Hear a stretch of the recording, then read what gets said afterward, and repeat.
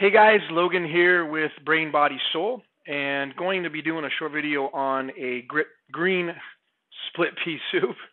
I wanted to point out to you I'm wearing a dark blue or black shirt in this segment, and in the follow-up one when we're ready to cook it up, I'm wearing red, and that's because the first time I shot this video, it didn't record on the introduction, so you'll see the variation there, not that it matters. But anyway, so what we're going to be starting with is to show you the greatest kitchen tool to cook soups, in my opinion, is the digitized pressure cooker. You can pick up one of these for about 99 bucks at Bed Bath & Beyond. Amazon's got them. Of course, if you get the 20% coupon at Bed Bath & Beyond, you're getting a really good deal. They got a great return policy as well. So that would be my cue for you there. So the ingredient list is as follows, along with the spices. We have 1.5 pounds of the green split peas, a bag and a half. I like to have my soup a little bit more hearty, so I'm going to be going with that.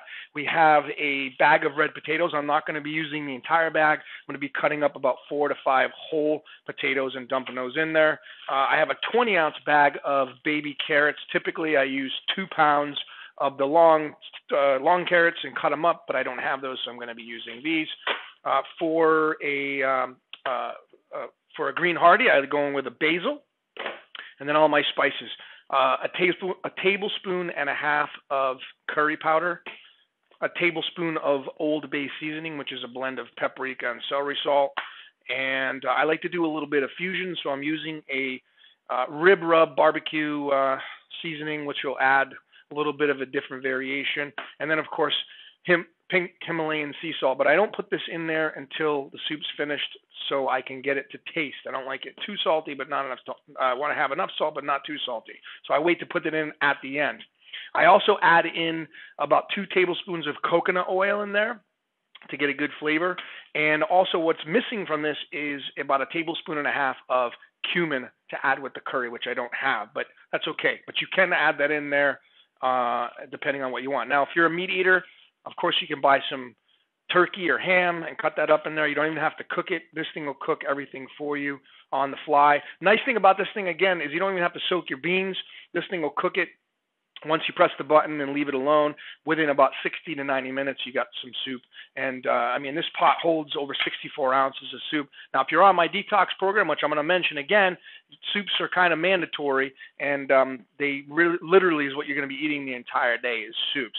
Now, for cost measures, if you're on a budget, the good news is you can make this soup very, very inexpensively.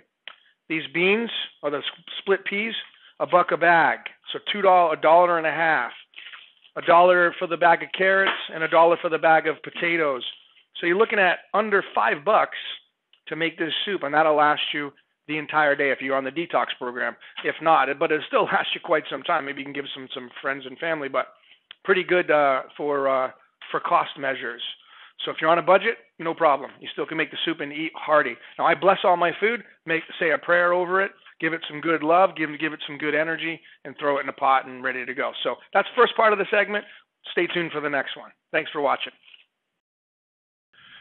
Okay, so we're done brewing up the split pea soup, and I got to tell you, this is a really good consistency. It's really green, but that's what split pea soup does. But anyway, here's our finished product, and if for some reason you like it a little bit more saltier, feel free. I'm big on the pink Himalayan sea salt. Add it to your whole soup or put it into your individual bowls before serving, whatever have you. Just a little trick that I wanted to give to you. I add a little bit of maple syrup into the pot, and the reason being is I like it a little bit more on the sweet side to balance out the salt. And maple syrup, of course, is one of the best sweeteners, in my opinion, other than raw honey. So feel free to dump a half a cup to a cup in there.